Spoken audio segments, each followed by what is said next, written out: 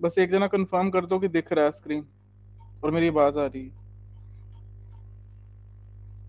हाँ जी सर। ठीक। Some parents buy their children whatever the latter ask for and let the latter do whatever they want to do. कुछ parents क्या होते हैं, अपने बच्चों को जो चाहिए होता है ले देते हैं, और जो करना चाहते हैं वो बच्चे उनको करने भी देते हैं। इस is a good way of raising kids, क्या ये सही तरीका है बच्चों को पालने का? In what veg can it harm children when they have grown older? और क्या नुकसान हो सकते हैं बच्चों को जब वो बड़े होंगे अगर उनको इस तरीके से पाला जाता है? एक बार क्वेश्चन एनालाइज कर लो।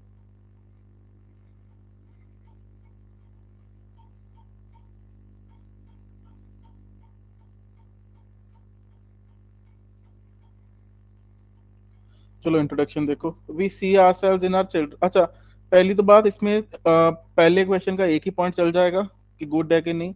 दूसरे में कम से कम दो देने पड़ेंगे क्योंकि वेज है, तो मैंने वही जैसे हमेशा करता हूँ कि एक एक वे पहले पैराग्राफ में, दूसरा वे एक वे एक पैराग्राफ में, दूसरा वे दूसरे पैराग्राफ में। तो देखो introduction. We see ourselves in our children, हम अपने आप को अपने बच्चों में देखते हैं। No matter what our financial conditions are, we tend to have our offspring relish everything they want and what we have missed out on in our own childhood. तो no matter what our financial conditions are, फर्क नहीं पड़ता हमारी financial conditions कैसी हैं, हमारे पास कितने पैसे हैं कितने पैसे नहीं हैं। We tend to have our offspring, offspring मतलब बच्चे, relish मतलब इंजॉय। हम हमारी कोशिश होती है, वी टेन टू, हमारी कोशिश होती है कि हम अपने बच्चों को सब कुछ एंजॉय कराएं जो वो चाहते हैं और जो शायद हमने मिस कर दिया अपने चाइल्डहुड में, and what we may have missed out on in our own childhood. Nonetheless, हालांकि some parents take this love to an unreasonable extent, कुछ पेरेंट्स ये जो प्यार है इसको हद से ज्यादा बढ़ा देते हैं। अनरीजनेबल मतलब जो सही नहीं है, जरूरत से ज्यादा। And many times this boundless affection, boundless affection मतलब ऐसा प्यार जिसकी लिमिट नहीं है, अफेक्शन मतलब प्यार, बाउंडलेस मतलब लिमिटलेस। तो becomes N affliction for children afterward. कई बार क्या होता है, ये जो ऐसा प्यार है बाद में क्या होता है बच्चों के लिए अफ्लिक्शन, बीमारी बन जाता है। आफ्टरवर्ड मतलब बाद में। सो एक बार इंट्रोडक्शन पढ़ लो, कोई दिक्कत हो तो मेरे को बताओ।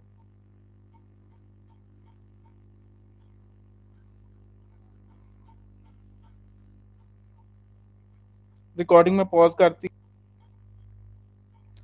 अब पहला क्वेश्चन क्या था, is this a good way of raising kids? तो ऑफ कोर्स पहले मैं उसको आंसर करूंगा। To elaborate, this kind of parenting does not let children become self dependent and logical. इस तरह से ये जो पेरेंटिंग की जाती, टू इलेबोरेट मतलब एक्सप्लेन करूं क्योंकि मैंने एफ्लिक्शन तो पहले ही कह दिया। तो इस तरह का जो कहते हैं बच्चों को पालने का तरीका है, बच्चों को सेल्फ डिपेंडेंट, अपने ऊपर डिपेंडेंट और लॉजिकल मतलब सही तरीके से सोचने की ताकत नहीं दे पाता। दैट इज टू से, कहने का मतलब है, since they get everything from their parents, क्योंकि उन्हें सब कुछ अपने पेरेंट्स से मिल रहा है, दे do not think seriously about earning on their own. अब सब कुछ मिला तो फिर वो सीरियसली सोचते हैं कि हमने कैसे कमाना है, तो मतलब लाइफ में बड़ा कैजुअल एटीट्यूड रहता है। Similarly, as they are not stopped doing anything, क्योंकि उन्हें किसी चीज से रोका नहीं जाता, क्योंकि क्वेश्चन के दो एलिमेंट्स हैं, मैं बार बार कहता हूँ छोड़ना कुछ नहीं। Let the latter do whatever they want, buy them whatever they ask for, दो चीजें हैं, ध्यान रखना।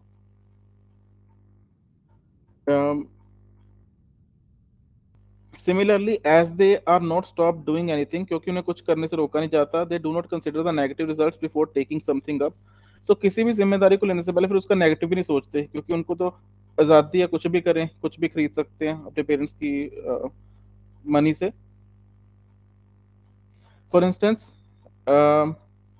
There is such an adult in my locality, मैं कहा मेरे एरिया में एक ऐसा बंदा है, अडल्ट है, स्पॉइल्ड टू द कोर मतलब जरूरत मतलब अपनी अंदर मतलब फाउंडेशन ही उसकी स्पॉइल्ड है, टू द कोर मतलब अंदर से, क्योंकि उसकी फाउंडेशन में ही उसको बिगाड़ दिया गया, स्पॉइल कर दिया गया by his parents since his birth. He leaves his jobs at the most minor inconveniences, मतलब छोटी से छोटी कोई इशू हुआ, जैसे पंखा नहीं ठीक चल रहा ऑफिस में, वो कहते ऑफिस छोड़ देता है, जॉब छोड़ देता है। तो क्योंकि उसका जो बेस है, कोर है, उसके पेरेंट्स ने बिगाड़ा हुआ है बचपन से ही, तो वो अपनी हर जॉब छोड़ देता है, कहते छोटी छोटी इनकन्वीनियंसेस पे। माइनर मतलब बहुत छोटी, और इनकन्वीनियंसेस मतलब अगर कोई परेशानियां आती हैं। तो हो गया ना लाइफ में कैसा एटीट्यूड, नॉन सीरियस। तो उसके बाद दूसरा क्वेश्चन था, in what veg can it harm children, तो देखते कैसे नुकसान कर रहा है।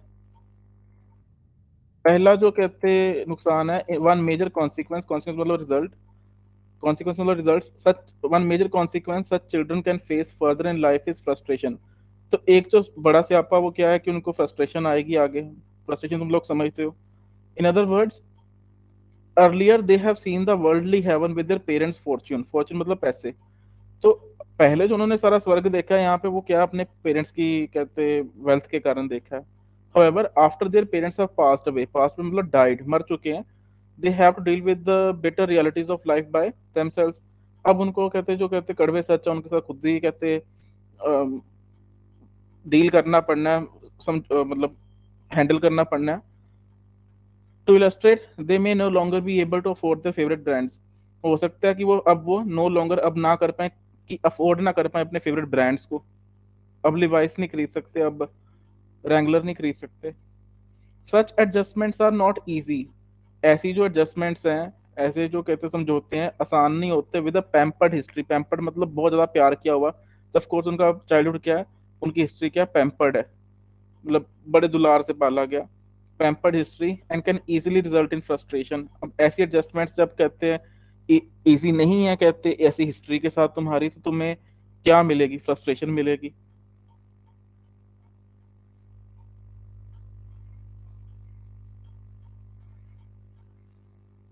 रिकॉर्डिंग। तो उसके बाद दूसरा जो नुकसान है, सब्सिक्वेंटली मतलब इसके बाद जो दूसरा है, such children can fall victim to drugs. Fall victim to एक फ्रेज होता है जिसका मतलब होता है कि आपको इस चीज़ का नुकसान हो सकता है या आप इसके बंदी बन सकते हैं। इधर क्या, वो ड्रग्स। टू बी प्रिसाइज कर कहते समझाया जाए तो, when our wishes suddenly stop becoming realities, जब हमारी जो इच्छाएं हैं एकदम से बंद हो जाती हैं रियलिटीज बनना। And we do not have much talent to get our lives back on track, और हमारे पास इतना टैलेंट भी नहीं होता कि हम अपनी जिंदगी को ठीक कर सके, बैक ऑन ट्रैक मतलब सही से फिर चला सकें। वन मेजर रिस्पाइट, वन जो शांति होती है, टू रिजॉर्ट टू, रिस्पाइट मतलब हमारे शांति, और रिजॉर्ट टू मतलब उस पर डिपेंड करना। तो एक जो मेजर शांति होती है जिसपे हम कहते हैं डिपेंड कर सकते हैं, वो क्या होती है, ड्रग्स।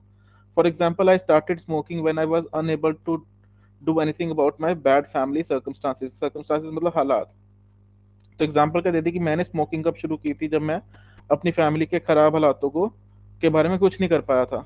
दस फ्रस्ट्रेटेड चिल्ड्रन इन क्वेश्चन, तो जिन चिल्ड्रन की हम बात कर रहे हैं, also become victims of substance abuse. Substance abuse मतलब नशे। विक्टिम्स मतलब उसके जो जिनको नुकसान होगा उससे, of course. Children in question मतलब जिन चिल्ड्रन की बात हो रही है। इसमें देखो कोई प्रॉब्लम है तो।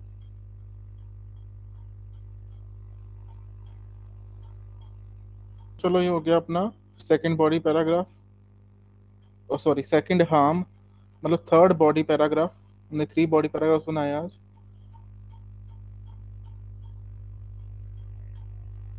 अब कंक्लूजन में क्या करना है, तीनों बॉडी पैराग्राफ्स को कंबाइन कर देना है बस। तो in conclusion, pandering to your children's all desires is a disaster. Disaster मतलब तबाही, और पैंडर टू करना मतलब हाँ में हाँ मिलाना। डिजायर्स मतलब उनकी इच्छाएं। तो pandering to your children's all desires is a disaster. They do not become independent, वो इंडिपेंडेंट नहीं बन पाते, आप पे डिपेंडेंट रहते हैं as a result. And fall prey to मतलब वही फॉल विक्टिम टू मतलब उसके बंदी बन जाना। एंजाइटी, एंजाइटी मतलब बेचैनी। एंड सब्सटेंस अब्यूज मतलब आपको मैंने बताया नशे। तीनों बॉडी पैराग्राफ्स क्या हो गए इसमें, कवर हो गए।